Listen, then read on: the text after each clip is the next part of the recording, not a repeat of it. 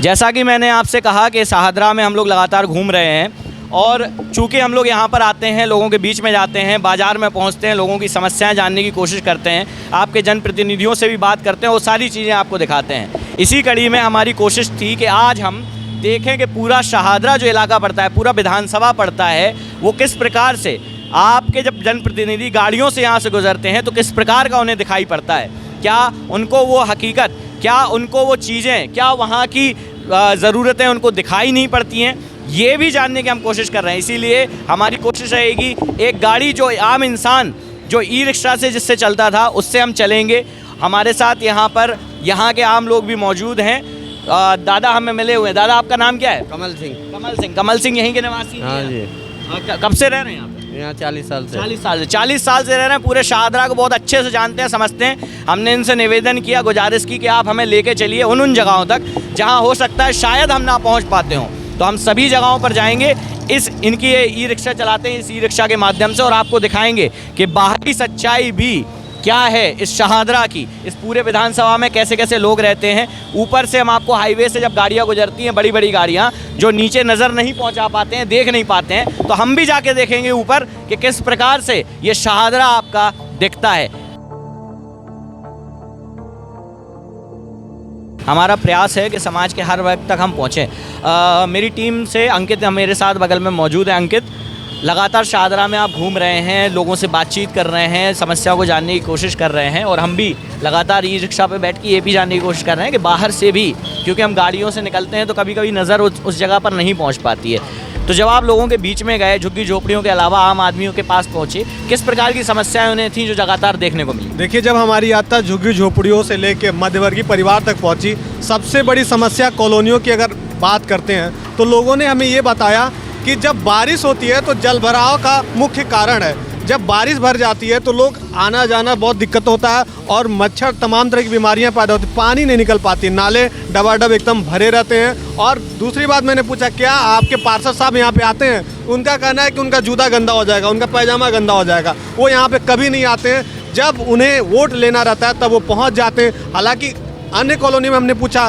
कृष्णा नगरी कॉलोनी में जब हम गए तो वहाँ पे इक्का दुक्का लोग थे कि वो बता रहे हैं कि 4 महीने पहले आए थे। तो ये हाल है नगर निगम का कि वहाँ पे लोग पार्षद साहब पहुँच ही नहीं पा रहे हैं। बहुत सारी दुविधा है, लोगों के मन में बहुत सारे सवाल हैं, लोग उसी पे बता रहे थे। कृष्णा नगर तो एक इलाका यहाँ का हुआ, इसके अलावा भी श्री राम नगर हम लोग जब गए थे, श्री राम नगर कॉलोनी में जब हम लोग गए, वहाँ पे सबसे बड़ी दिक्कत जो आई, हमें कुछ MCD के सफाई कर्मी मिले, वो भी बताने लगे हमारा जो पैसा है नहीं मिल रहा, महीने की सैलरी नहीं आ रही है। और एक जगह झुग्गी झोपड़ी में जब हम लोग गए थे, वहाँ पे भी ये कारण हुआ था, ये निकल के आया था कि उन्हें पैसा क्यों नहीं मिल रहा है। अभी कल हम लोग जब कवरेज कर रहे थे तो वहाँ पे भी एक MCD वाले कर्मचारी सब मिले, बताया कि साहब हमारा पैसा नहीं मिल रहा है, हम काम करें तो क्या करें, अभी हड़ताल पे चले जाएंगे तो फिर कैसे सफाई होगा। तो सोचिए कितना हद तक काम किया जा रहा है, कुछ उन्हें दिया ही नहीं जा रहा। ये देखिए आप, इतनी गंदगी का आलम है, अब बीमारियां नहीं फैलेंगी तो क्या होगा? कितनी भी कोरोना की आप वैक्सीन लगवा लो, कितनी भी। देखिए, ये सार्वजनिक जगह है, MCD का काम होता है, MCD का काम ये होता है कि सार्वजनिक जनों का जो जगह होता है उसका देख रेख करना। तो यहाँ पे कैसा देख रेख किया जा रहा है? यहाँ पे सवाल, चलिए थोड़ा उतर के भी हम देख लेते हैं इसको। कूड़े का ढेर यहाँ पे लगातार लगा हुआ है। अब सफाई की बात अगर करें तो सफाई किस प्रकार से होगी, चीज़ें किस प्रकार से ठीक होगी? अंकित, जब यहाँ पे आते हैं, अब हमारे दर्शक बदबू तो नहीं देख पा रहे होंगे, बदबू उन्हें सुनाई नहीं दे रही होंगी, लेकिन आप देखिए कितने मच्छर यहाँ पे। अगर हम लोग भी 5-10 मिनट यहाँ पे खड़े होते हैं, 4-6 मच्छर हम लोगों को काट जाएँ तो सारा जो माहौल रहेगा, पूरी बीमारियाँ रहेंगी, लगातार फैल जाएंगी। यहाँ के लोगों को बीमारियाँ नहीं होती होंगी? यहाँ के लोग बीमारियाँ से झेल रहे हैं, कई लोग चल नहीं पा, अपाहिज हो गए, इतनी बीमारियाँ पैदा होती हैं। MCD का तो यही काम रहता है कि स्वच्छता भारत अभियान चलता है हमारे देश में, फिर MCD क्या कर रही है? सार्वजनिक जगहों का देख रेख करना है आपको, तो इस तरह देख रेख करेंगे। पूरा कूड़ों से भरा हुआ, देख लीजिए आप लोग, कैमरा में बोलो नज़दीक आएगा, पूरा कूड़ों से भरा हुआ है। किस तरह का देख रेख MCD कर रहा है? यहाँ पे सवाल MCD के साथ साथ दिल्ली सरकार की हालत है, और लगातार झुग्गियाँ आप देख रहे हैं, झुग्गी झोपड़ी आप इसमें भी देख सकते हैं, वहाँ भी देख सकते हैं, जो कूड़ों की हालत रहती है, भरे रहते हैं, उड़ रहे हैं। और अब लगातार लोग, सरकारें ये कहती हैं कि हम वैक्सीनेशन कर रहे हैं, साफ़ सफाई रख रहे हैं। जब वोट मांगने आते हैं नेताजी तो ये सब साफ़ कर दिया जाता है पूरा। यहाँ के लोगों ने हमें बताया कि ये पूरी चीज़ें साफ़ कर दी जाती हैं। जब नेताजी निकलते हैं तो रेड कारपेट बिछा दिया जाता है, रेड कारपेट यहाँ से वहाँ तक बिछता है। रेड कारपेट बिछने के बाद पैदल पैदल बड़े हौले हौले कदमों से नेताजी निकलते हैं, वोट मांगते हैं, पैर छू लेते हैं, सब कुछ कर लेते हैं। और मैं किसी एक पर्टिकुलर नेता की बात नहीं कर रहा हूँ, ना किसी पार्टी विशेष की हम बात कर रहे हैं, सभी का, यहाँ के लोगों का ये कहना है कि सभी का यही आलम है। और इसी प्रकार की हरकतें लगातार नेताजी और सारी चीज़ें लोग करते हैं। लोगों ने दिखाया तो देखिए किस तरह ढका जा रहा है, ये भी दिखाया जाए पहले नज़दीक से जाके, किस तरह से छुपाने की कोशिश की जा रही है, थोड़ा बताइए इन्हें। अच्छा, इसको ढक दिया भाई, दिक्कत क्या हो गई? अब जब जो है वो है।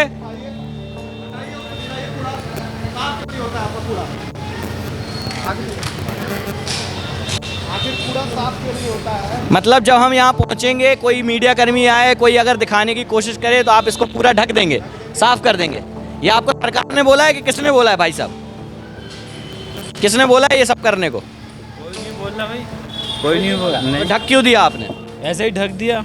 अच्छा नहीं ऐसे- लगता देखने में? अच्छा तो लग रहा है, क्यों नहीं लगेगा? अच्छा लगता है देखने में? तो आप ढकने का क्या है? जब अच्छा लगता है तो खुले आम रखिए, ताजमहल को ढका थोड़ी जाता है। ताजमहल को थोड़ी ना कोई ढका, देखने का चीज़ तो ताजमहल तो ताज देखने की चीज़ें हैं। जब ताजमहल को नहीं ढका जाता है तो ये भी हमारे देश की एक धरोहर है, ऐसा ही लग रहा है मुझे। क्योंकि जब जैसे ताजमहल को सजा के रखा जाता है, ऐसे ही कूड़े को भी यहाँ पे सजा के रख दिया गया है ताजमहल की तरह। लोग आएंगे और लोग देखेंगे और उससे प्रभावित होंगे तो अपने आसपास भी कूड़ा फैलाएंगे।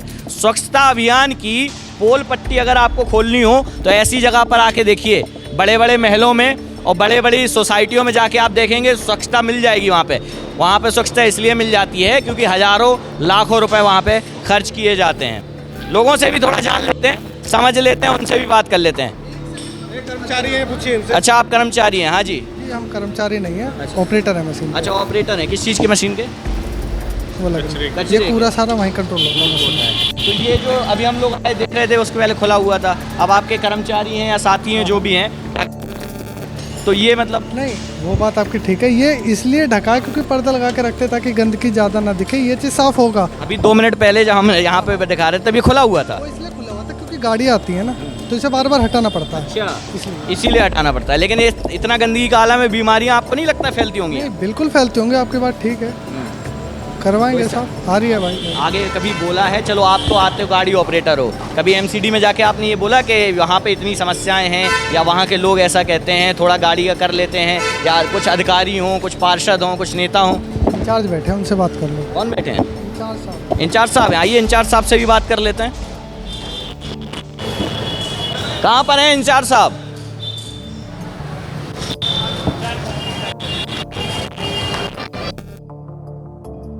जो किया जाती है, गाड़ी को हटाया जाता है। कहाँ इंचार्ज साहब, कहाँ है भैया? चले गए क्या? चलिए कोई बात नहीं, इंचार्ज साहब को भनक लग गई होगी, पता चल गया उन्हें? हाँ पता तो पता चल गया? चलो पता लग गया, तो उन्हें पता लग गया तो वो थोड़ा सा कुछ यहाँ वहाँ हो लिए हैं। आएंगे तो हम फिर से लौट के आएंगे। हम अब फिर अगर लौट के आते हैं तो बात कराओगे आप? हाँ कर दो। चलो ठीक है, देखते हैं बात कराते हैं नहीं कराते हैं। मनोज तिवारी जी सांसद हैं, उन्होंने इसका उद्घाटन किया था शाहदरा फ्लाईओवर का, और फ्लाईओवर का जो हाल हुआ है, फ्लाईओवर का जो हाल हुआ है के सामने यहाँ पर मौजूद है। लगातार ऐसे ही हम पूरी यात्रा जो है वो शाहदरा ही कर रहे हैं और विभिन्न प्रकार की गलियों में। यहाँ से ऊपर से जो गाड़ियाँ निकलती हैं ना, उन गाड़ियों को इस नीचे ज़मीन के नीचे की हकीकत नहीं दिखाई देती है, और वो ज़मीन की हकीकत दिखाने का ही काम हमारे द्वारा किया जा रहा है। और ये कोशिश हो रही है कि ज़मीनी हकीकत हम आपको दिखा सकें। शाहदरा की एक जगह से निकलकर, जहाँ झुग्गी झोपड़ियाँ थी, वहाँ से निकलकर अब हम आए हैं थोड़ा सा ये नॉर्मल सा इलाका है यहाँ का, जो हम जा रहे हैं। यहाँ पे नॉर्मल से घर थोड़े बने हुए हैं, लेकिन बगल में नालियाँ और जो सारी चीज़ें हैं वो भी आपको दिख रही होंगी। ये थोड़ा सा नॉर्मल इलाका है, लेकिन यहाँ भी कचड़े का आलम वही पाया गया है। लगातार ये देखा गया है, आप देख सकते हैं यहाँ पे लगातार ये देखने को आपको मिल रहा होगा। तो ये जो इलाके हैं, इन क्षेत्रों में भी हम आए हैं, मध्यम वर्गीय लोगों से बात की। हमारे सहयोगी नीरज हमारे साथ मौजूद है। नीरज, झुग्गी झोपड़ियों में तो हम गए और कचड़े का आलम, सारी चीज़ें हमने देखी, समझी, जानी, परखी, लेकिन जब ऐसे इलाके में आते हैं, जब जो नॉर्मल सा इलाका थोड़ा सा लगता है, मध्यम वर्गीय लोग जहाँ पर रहते हैं, वहाँ भी कूड़े की लगातार समस्याएँ आप देख सकते हैं। कूड़े यहाँ पे पड़े रहते हैं, सफाई कर्मचारी कब आते हैं कब जाते हैं, ये अब इसका आलम तो एमसीडी वाले ही बता सकते हैं या पार्षद जी बता सकते हैं। लेकिन जब आपने आम लोगों से बात की, उनका क्या कहना था इस बारे में? देखिए, जब हम झुग्गी झोपड़ियों से निकलकर ऐसे क्षेत्र में जब आते हैं जो जैसे ज़्यादा कॉलोनियाँ बनी हुई हो जहाँ मध्यम वर्गीय लोग रहते हैं, उनकी सबसे पहले तो एक समस्या थी जो नालियों की जो सफाई है, एक तो वो प्रमुखता से उठाई उन्होंने। उसके बाद उनका कहना था कि कभी कभी पानी जो आता है वो कुछ इस कदर का आता है कि बिल्कुल एकदम जैसे नालियों का पानी नल में आ रहा हो। अच्छा। और उसके बाद उन्होंने जो उनके जनप्रतिनिधि उनकी जो सक्रियता है उसमें उन्होंने बहुत बड़ी कमी बताई कि सिर्फ और सिर्फ जब चुनाव का समय रहता है उसी वक्त ही वो कॉलोनियों में आते हैं, बाकी उनकी सक्रियता उसके बाद वो नदारद रहते हैं। और यही सब चीज़ें थी। और उनके साथ साथ उन्होंने बहुत सारी जो जैसे छोटे मोटे काम हुए तो उनके लिए भी उनको पार्षद या उनके जो समर्थक रहते थे उनसे मिलने के लिए घंटों घंटों इंतज़ार करना रहता था। और हमने क्या है कि एक बोर्ड पे निगम पार्षद के नंबर लिखे हुए थे, जब हमने उन पे फ़ोन लगाने की कोशिश की तो उनका नंबर कवरेज से बाहर बताया। और ये एक ही जगह नहीं, लगभग हम 2 से 3 जगह हमने प्रयास किया, लेकिन हमारी खुद उनसे मुलाकात नहीं हो पाई। तो आप समझ सकते हैं आम जन को कितनी समस्या होती होगी अपने जनप्रतिनिधियों से। तो हम प्रेस की बात करते हैं कि हम प्रेस के तरफ से आए हैं और आपसे थोड़ा सा बात करना चाहते हैं। तो जैसा कि नीरज ने बताया आपको, जब उनको फ़ोन किया जाता है, नंबर लगाए जाते हैं और ये प्रयास किया जाता है कि आप लोगों से, नॉर्मल लोगों से बात कर ली जाए, थोड़ा सा ये पूछा जाए कि साहब आप जब लोग वोट मांगने जाते हैं उस टाइम पे तो सारी चीज़ें करते हैं, लेकिन जब वोट मांगने के बाद जब आम आदमी आपके पास आता है, पूछने की कोशिश करता है, अपनी समस्या बताता है, तो कितनी समस्याएं हल होती हैं। नंबर नहीं लगते हैं, लाइन में खड़ा रहना पड़ता है घंटों घंटों तक।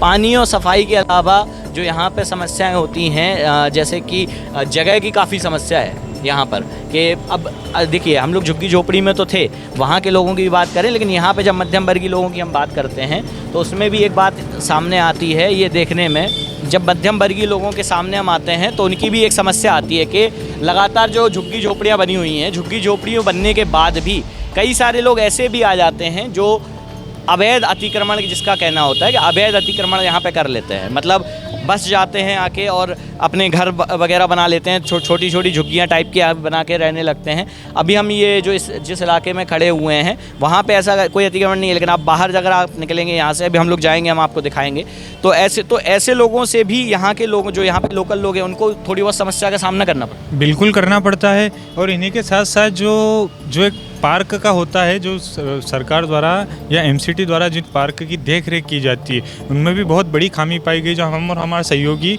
उस जब क्षेत्र में रिपोर्टिंग के लिए हम जब हाल जानने के लिए निकले तो सबसे बड़ी चीज़ एक पार्क भी पाई गई। और पार्क की व्यवस्था ऐसी थी प्रशांत जी, अगर मैं आपको बताऊं तो शायद मेरे पास शब्द कम पड़ जाएंगे। उस पार्क में लगभग इतना इस पेड़ जितना इतना तो उसमें पानी भरा था, फिर भी वहाँ बच्चे खेल रहे थे। और जब वहाँ के जो देख रेख करते हैं उनसे चर्चा हुई तो उन्होंने कहा साहब कि बारिश के मौसम में होता है, बाकी पार्क सही रहता है, उनका ये कहना था। और जैसा आप नालियों की हालत यहाँ भी देख सकते हैं, यहाँ पानी सब जमा है, मतलब बहने की आशंका में बिल्कुल नहीं है पानी। जो गुंजाइश है पानी की वो बहने की अवस्था में है ही नहीं। आप देख सकते हैं बिल्कुल नालियों में भरा पानी है। और जो कचरा है वो आप देख सकते हैं नालियों में किस कदर आगे फैला हुआ है। कचरे की समस्या तो पूरे शाहदरा में देखने को पाई गई है। अब नालियाँ जो हैं ये ऐसी पड़ी रहती हैं, पन्नियाँ इसमें डली रहेंगी, डस्टबिन वगैरह कोई भी नहीं रहता है। उसके अलावा आप थोड़ा सा पास आके इसको दिखाएं, मैं अपने कैमरामैन से कहूँगा थोड़ा सा पास आके दिखाएं। जब आप इसको देखेंगे, अब ये हम किसी झुग्गी झोपड़ी में नहीं है, हम अभी मौजूद हैं शाहदरा की एक श्री राम नगर शाहदरा में, जहाँ पे मौजूद हैं सुमन लता जी नागर, जो यहाँ की निगम पार्षद हैं। उनका बोर्ड भी यहाँ पे लगा हुआ है। और ये शेर शाहदरा सरदार इंद्र सिंह आज़ाद आयुर्वेदिक पंचकर्मा अस्पताल दिल्ली नगर निगम, यानी कि दिल्ली एमसीडी का जो अस्पताल है उसके पास हम खड़े हुए हैं। और उसके पास के अस्पताल के बाहर जहाँ हम यहाँ पे हैं वहाँ का ये कूड़े का आलम है। आप थोड़ा सा इसमें नज़र अगर डालें, हम इसको पास ला के आपको दिखा रहे हैं, ये पूरा जो काला यहाँ पे पड़ा हुआ है ना, ये पूरा का पूरा कचरा है। ये पूरा कचरा इसमें पड़ा हुआ है। और ये जब सफाई नहीं होगी, आप चाहे जितने अस्पताल यहाँ पे बना लेंगे, उससे कोई भी फ़ायदा इस शाहदरा को मिलने वाला नहीं है। पूरे विधानसभा क्षेत्र का हम दौरा कर रहे हैं और लगातार आपको दिखाने की कोशिश कर रहे हैं।